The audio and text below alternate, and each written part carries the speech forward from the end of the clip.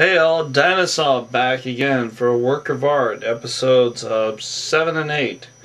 And we'll get 9 and 10 up very shortly. But what I wanted to say is that with 7 and 8, they're shorter episodes because there's less people again on that.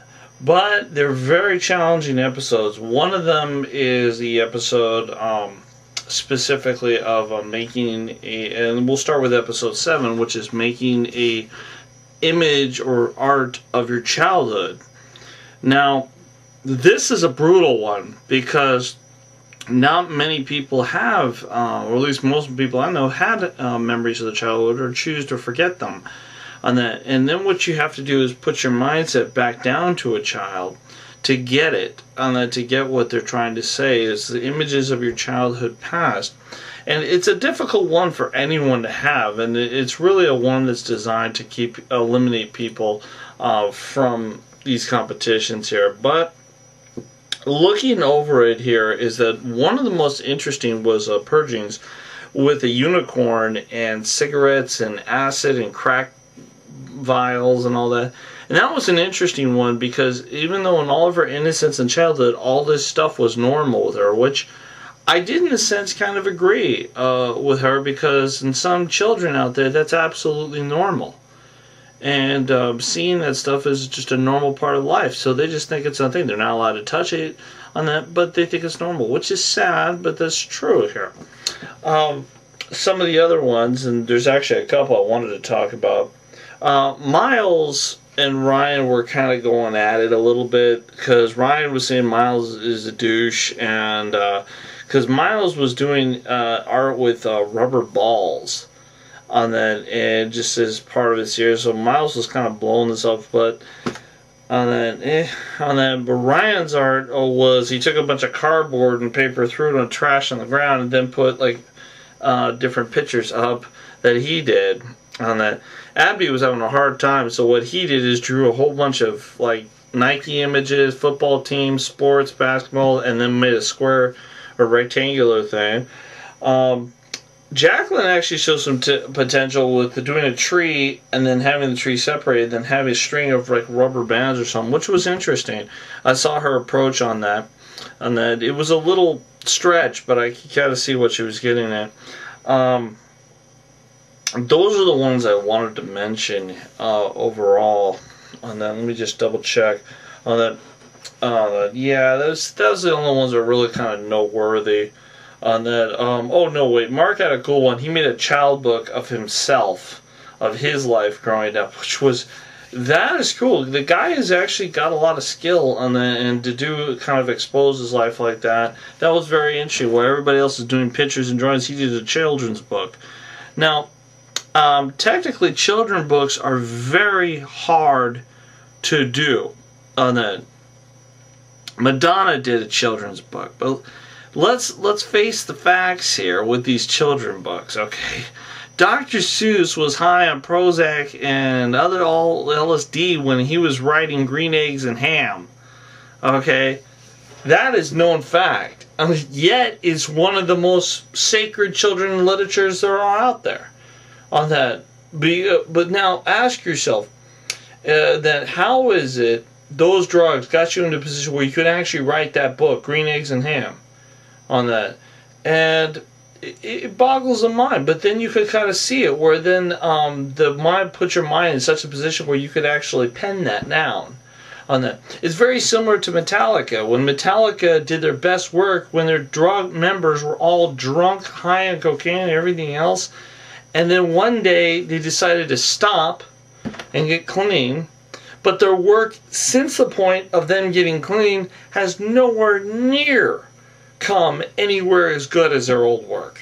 On that, their old work is continually referenced. On that, the new work's okay, but nowhere near. I could say a few others. I could say Bon Jovi. He's been off and on, but he's been pretty consistent. Even Aerosmith, in a sense, where they were really drunk, but their old stuff is still counted a lot more than their new stuff. On that, but that's, I know I'm getting a little skewed here, but with children's stuff, that is just a very difficult art to tackle on that overall. I would say one of the one of the smarter people that tackled it on that would be, and you're all going to make fun of me on this, I would say J.K. Rowling with Harry Potter. And the reason being is when she made this book, she was sitting in coffee shops in Edinburgh on that, just writing a story on that. But she had a child in front of her. She was exposed to children every day, and she had a literacy background. So she put everything what she felt, what's her daughter, I think it was at the time, what she would like. And it exploded into the whole Harry Potter thing. It's just amazing on that. But how to get into that set and how to see that, because here's the truth about that. If you purposely go out there trying to make money on a children's book with intentions of making money, you're going to fail on that. If you throw something out there, you have no idea if it's going to do well or not, and your intention is not to make money on it, there's a higher chance of it succeeding. But I can't, that's not even a guarantee. I'm just saying you have to put everything into perspective a little bit on that. So anyway, through the whole thing, they critiqued everybody's work about it. And interesting enough, Ryan was the one that was elected to be eliminated in this whole mess. And because his work, they said he looks like he just scribbled. And they said there was more art down at the bottom where all the trash was than the 4 pieces up. Now what I would have done differently is I would have drawn a picture of a refrigerator with that up. That would have saved him. That would have saved him big time if he drew a refrigerator up on that. And I thought about during that when they had the white wall up. I was like, dude, just paint a refrigerator and then put the pictures on top of the refrigerator. Boom, you would have won on that. So, oh well. So that one's pretty much done. Okay, the next one. How much time do I got? Okay, we're good on time. On that, episode 8. Only 2 more to go. On that episode 8 with work of art, it was essentially team forces, but there were only 3 pieces of art here. And this one is a pain. This one's a very hard one. This is opposites. Heaven and Hell, male and female, and Chaos versus Order. And the teams were broken up in very weird combinations. Mark and the Purging, the drug chick with the Photoshop boy on that. Then Jacqueline, which is the hot babe, and then Miles, the douchebag that can't do anything right, yet he's winning. And then Abdi, and then what was her? I don't know her name. It don't matter on that. And had to do a thing in Chaos and Order. Now, the first one here was Heaven and Hell, where Mark describes a real medical incident where he had a scar here, but on that, what he did is he had 2 pictures, one of him, and then one picture of him was bleeding, a bunch of cigarette butts and different paint and blood. They were looking at, and another one as him looking up in the sky with this scar where he's meditating on his stomach and all electricity and light.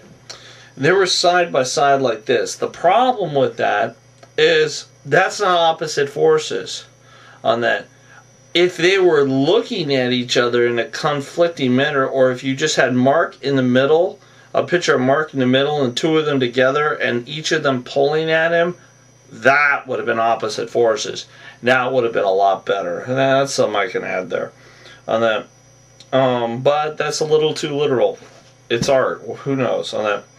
The other one was male and female. This one was weird. They had this guest guy on there. What was his name? Ryan McGinnis, which I know he's claiming this question because he says it's art. I think he's a perv on that because he could have worded it a million other ways, but he did it this way. But that's my opinion. Miles and Jacqueline. Miles really copped out on this. He made basically drywall, and he punched the drywall. On one end there's tar with a bubble, and another end there's the mark, or the inside of the drywall, where it's damaged. And then there's a picture to the right with Jacqueline standing up and pleasuring herself down below. And then the dude, the Ryan McGinnis, gets the nerve to say, oh, well, do you do that standing up? And Jacqueline's looking at him like, I I know at this point she's going to say anything to stay on the show and be for the art. But the first thing she's saying is, who the you're not my boyfriend, you're not my husband, what the... You know, you can see in her eyes that she was just like, that was just a mess question. But this is the art world. I mean, whatever, anything's off limit. So he asked the question, and everyone's like, okay, on that. And then she answers yes. On that, everyone's like, oh, okay, that was cool. On that. And then I think it was a real perv thing to ask. It's for shock value. They should have done that earlier, but... Anyway, the next one here would be Abdi and the other girl. On that, where Abdi draws an attempted, I guess, cave or some messed up painting on that, and then the girl builds a machine that hardly works. So in this case, their thing was supposed to be order versus chaos, and they put the machine in front that barely works and the picture behind. Okay, so when people walk up and crank the machine barely works, and the picture makes absolutely no respects in the coordination of the machine. What they could have done, what Apti could have done, was had a view of inside a cave on one end, maybe with the cave on here, and at the very edge of the cave would be an ATM machine on that. I know I'm giving $1 million ideas, where, but that would have been interesting. That would have made like a ton more sense, where you're coming out of the cave in darkness, the chaos, but the end of the road is an ATM machine.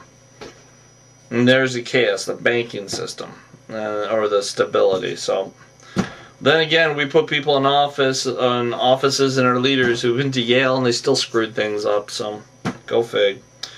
And so that was the 3 paintings, and they all credit them, and they all say this. The person who actually got the boot in this episode, was only one person, was Mark. Because they said of all the people, Mark was very cliche on the photograph with his little lightning coming from his scar. They say it was so overplayed and overdone. Basically, no, you weren't up to the other people. You even lost to Abdi with this painting that made no sense on that, because yours was so cliche. That kind of made sense to me. I didn't like it, but it made sense, so I just went with it and said, okay. Anyway, that is episodes 7 and 8. I got 9 and 10, and then we're done, and we'll have the winner, and we'll take care of it. But otherwise, I hope you're enjoying this. I'll talk to you later. Bye.